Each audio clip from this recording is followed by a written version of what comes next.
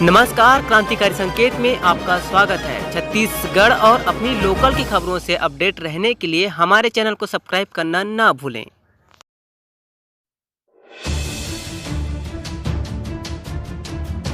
सतीश देवागन जी को चोट आई, उनके साथ मारपीट हुआ। पत्रकार पर जानलेवा हमला, मारपीट किया गया, अश्लील हरकतें करने की कोशिश की गई और मुझे झाड़ियों की कुओं में ले जाने की कोशिश की गई। महिला पत्रकार के साथ अश्लील हरकतें। छत्तीसगढ़ की सुरक्षा व्यवस्था पर उठ रहा सवाल। मामला आखिर क्या है, ये हम आपको जरूर बताएंगे। बने रहिए हमारे साथ। जनता कांग्रेस छत्तीसगढ़ जे कोर के कमेटी के सदस्य नवीन अग्रवाल ने मीडिया से मुखातिब होते हुए कहा कि देश का चौथा स्तंभ पत्रकार जगत छत्तीसगढ़ में सुरक्षित नहीं है। छत्तीसगढ़ में इन दिनों यूपी बिहार की कॉपीराइट करने का प्रयास किया जा रहा है, यानी गुंडा राज काबिज करने का। अग्रवाल ने कहा कि कुछ इसी तरह का उदाहरण डोंगरगांव जामसरार नदी की घटना में देखने को मिला है, जहां पर कांग्रेस और भाजपा की जुगलबंदी से नदी का सीना चीरकर अवैध रेत का खनन का सच उजागर करने गए पत्रकारों पर इन राजनीतिक गुंडों द्वारा जानलेवा हमला किया गया, जो बहुत ही शर्मनाक और चिंतनीय है। जी, मेरा नाम राकेश राजपूत है। मैं प्राइम न्यूज़ का दुर्ग संभाग संवाददाता हूँ। मेरे साथी शशिकांत देवागन जी इंडिया न्यूज़, TV9 भारत और कामनी मैडम के साथ हम लोग एक न्यूज़ कवर करने गए थे रेत माफियाओं का, जो शशिकांत सर के द्वारा सूचना मिला था। हम लोग जैसे स्पॉट में पहुंचे वहां पे और न्यूज़ कवर करने के लिए कोशिश कर रहे थे, उसी टाइम उन लोग इतने तादाद में आए कि हम लोग समझ नहीं पाए कि क्या हुआ करके। शशिकांत देवागन जी को चोट आई, उनके साथ मारपीट हुआ और कामनी मैडम के साथ भी अश्लील हरकत और मारपीट करने लगे और उनके जो कैमरामैन थे उनसे कैमरा छीन लिया गया और उनके साथ भी मारपीट हुई। मैं गाड़ी से उतर रहा था लेकिन मुझे उतरने नहीं दिए और मेरे ऊपर बेसबॉल से 3 बार हमला किया, जो मेरी गाड़ी बहुत ज़्यादा क्षतिग्रस्त हो गई है। तीनों कांच टूट गया है मेरा वरना कार का, और अगर कांच मेरा नहीं लगा रहता ड्राइवर साइड का तो मेरे सर पे चोट आती और शायद मैं जिंदा नहीं रहता, और मेरे कार का बम्पर भी तोड़ दिए उन्होंने। ठीक।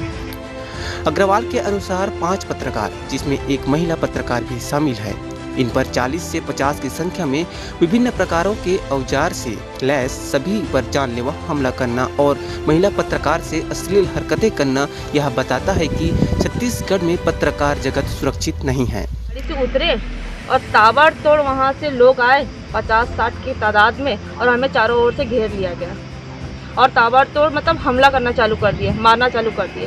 जी, आपके साथ भी मारपीट हुई? जी, मेरे साथ भी मारपीट किया गया। 5 लोग मुझे पकड़ के रखे थे, मारपीट किया गया, अश्लील हरकतें करने की कोशिश की गई और मुझे झाड़ियों की कुओं में ले जाने की कोशिश की गई, जिसको मेरे कैमरामैन रवि और देखे और मुझे छुड़वाया उन्होंने। और फिर मैं भागते हुए गाड़ी में आकर बैठी, जिसमें राकेश राजपूत और शशिकांत देवागन जी थे, और गाड़ी चालू करके हम जान बचाकर वहाँ से भाग निकले और 2 लोग वहीं पर बच गए थे, जिसको डोंगरगांव थाने आकर पुलिस वालों को ले जाकर उनको लाया गया। दोनों पार्टियों के कार्यकाल में पत्रकारों पर लगातार हो रहे जानलेवा हमले और प्रदेश में बढ़ते अपराध इस ओर इशारा करते हैं कि चोर चोर मौसेरे भाई, क्योंकि पत्रकार सुरक्षा कानून के सहारे सत्ता में आते ही कांग्रेस भी अपने वादे को भूल गई और सबसे पहले निशाना पत्रकारों को ही बनाया जाने लगा, यानी पुराने ढर्रे पर ही चलने लगी। डोंगरगांव जामसराय नदी में देश के चौथे स्तंभ पत्रकारों के साथ हुई मारपीट व महिला पत्रकारों के साथ अश्लील हरकत का प्रयास इस बात की पुष्टि करता है कि छत्तीसगढ़ में अब पत्रकार जगत सुरक्षित नहीं है। सर, कवरेज करने गए मीडिया कर्मियों साथ महिला पत्रकार पर हमला हुआ है रेत माफियाओं के द्वारा, शिकायत भी है, क्या क्रांति है रवि चंद्राकर, आत्मा सीताराम चंद्राकर, निवासी रामनगर मोतीपुर चिखली राजनांदगांव। ये अपने 4 अपने साथियों के साथ में बीती रात लगभग 11 बजे के आसपास ग्राम जामसरार नदी पुल के पास कवरेज करने के लिए गए हुए थे। तो इनके साथ अज्ञात 4 व्यक्तियों ने मारपीट किए हैं, उनके मीडिया से संबंधित सामग्रियों को छीने हैं, तोड़ फोड़ किए हैं और मीडिया कर्मी में एक महिला मीडिया कर्मी भी थी, उनके साथ छेड़छाड़ की घटना घटित की है। इस तरह का आवेदक के माध्यम से मिला है, जिस पर से थाना डोंगरगांव में धारा 394, 427, 354 IPC के तहत अपराध पंजीबद्ध किया गया है। विवेचना चल रही है।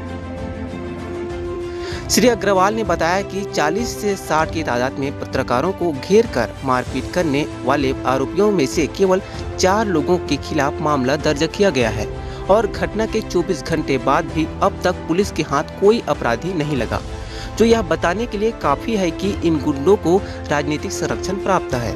नवीन अग्रवाल ने बताया कि आज राजनांदगांव में बेधड़क और बेखौफ होकर रेत माफियाओं के द्वारा बड़ी मात्रा में रेत चोरी करके बाजार में बेची जा रही है, जिसे पत्रकार जगत द्वारा लगातार अपनी कलम के माध्यम से शासन प्रशासन को अवगत कराया जा रहा है। उसके बावजूद कोई भी अधिकारी कार्रवाई करने की हिम्मत नहीं जुटा पा रहा, जो यह दर्शाता है कि अधिकारियों को पता है कि रेत माफियाओं को किसका संरक्षण प्राप्त है। नवीन अग्रवाल ने बताया कि कुछ ऐसा ही हाल मुड़पार नदी का है, जहां पर रोजाना बड़ी मात्रा में रेत माफियाओं द्वारा अवैध रेत खनन का बाजार में बेचा जा रहा है। इससे संबंधित समाचार पत्रकार द्वारा प्रकाशित किया गया था। उसके बावजूद अब तक उस प्रकरण में भी अधिकारी द्वारा कोई कार्रवाई नहीं की गई। यदि जल्द ही डोंगरगांव घटना के जिम्मेदार दोषियों की गिरफ्तारी नहीं की जाती है और जिले में बढ़ रहे अवैध रेत खनन पर भी रोक नहीं लगाई जाती है, तो जनता कांग्रेस के द्वारा उग्र आंदोलन किया जाएगा। अब सवाल उठता है कि आखिर पत्रकार जगत सुरक्षित क्यों नहीं है?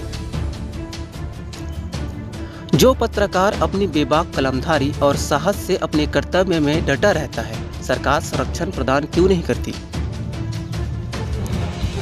पत्रकार ही वह शख्स है जो जनता और अपराध के बीच सच्चाई को उजागर करने की कड़ी होती है, फिर भी उसकी सुरक्षा पर लगातार सवाल उठ रहा है।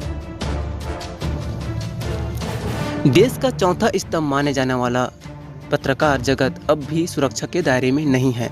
शायद इसका एक कारण यह भी हो सकता है कि सुरक्षा प्रदान करने वाला खुद अपराध कर रहा हो, क्योंकि मीडिया जगत और पत्रकार का केवल एक ही काम होता है, सच्चाई को उजागर करना, लोगों के सामने लाना, जनता को इससे मुखातिब कराना।